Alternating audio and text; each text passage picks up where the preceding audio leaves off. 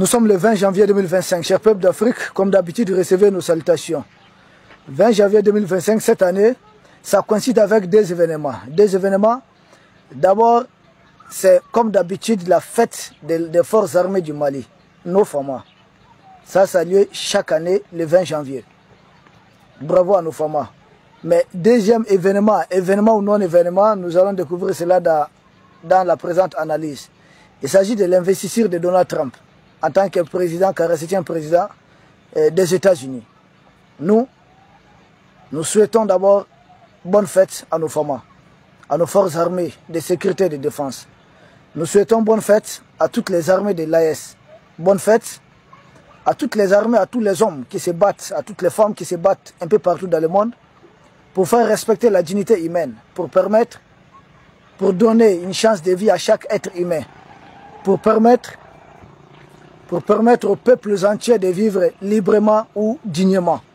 Merci à toutes ces armées. Forces armées du Mali, 20 janvier 2025, ça ne nous fait pas oublier tous nos martyrs, militaires comme civils. C'est le lieu de rendre hommage à tous ces vaillants militaires qui sont tombés sur le front. Capitaine Sékou Traoré Dibat, reposez en paix avec tous vos hommes. Tous ces braves militaires qui sont tombés sur les champs d'honneur. Nous prions pour leur repos éternel. Et tous ceux qui sont encore en activité, nous prions pour que les opérations soient couronnées d'énormes succès. Des succès qui vont profiter au Mali, à l'AES et à l'ensemble du peuple d'Afrique qui veut réellement vivre dignement. Et pour cela, il faut compter sur une armée aguerrie. Une armée qui a traversé beaucoup de choses. 20 janvier 2025, nous n'oublions pas que quand Mitterrand a tenu son fameux discours de Gaulle, des fameux politiciens avaient désarmé notre armée, avaient dit qu'une démocratie n'a pas besoin d'une armée forte. Je ne sais pas qui a formé ces démocrates qu'on a placés à la tête des États africains. Nous disons que les pays qui financent le plus de projets de démocratie au monde, ce sont les États-Unis. Et que les États-Unis ont la première puissance mondiale et que les États-Unis ont le plus gros budget de défense au monde. Et il s'agit simplement du budget de défense, en tout cas du budget des opérations militaires, qu'il ne faudrait pas confondre avec un budget de défense. Les États-Unis ont le plus grand nombre de bases éparpillées dans le monde, sur terre, mer et océan, et dans l'espace.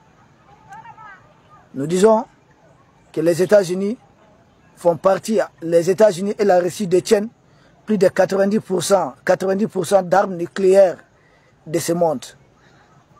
Mais nous ne savons pas quels sont ces démocrates africains qui ont été formés, où ont-ils été formés, d'où ont-ils eu l'idée de désarmer les pays africains et nous mettre à la merci des terroristes qui roulent à bord de motos, de nous mettre à merci des terroristes souvent qui sont même à bord de charrettes, qui nous mettent à merci des terroristes qui viennent de toutes les parts du monde. Tout cela pourquoi? Parce que c'est comme quand on n'a pas suffisamment d'anticorps, on a à la merci de n'importe quelle maladie. Un mal de tête peut vous emporter, un mal de ventre, problème de dents, problème comme ça.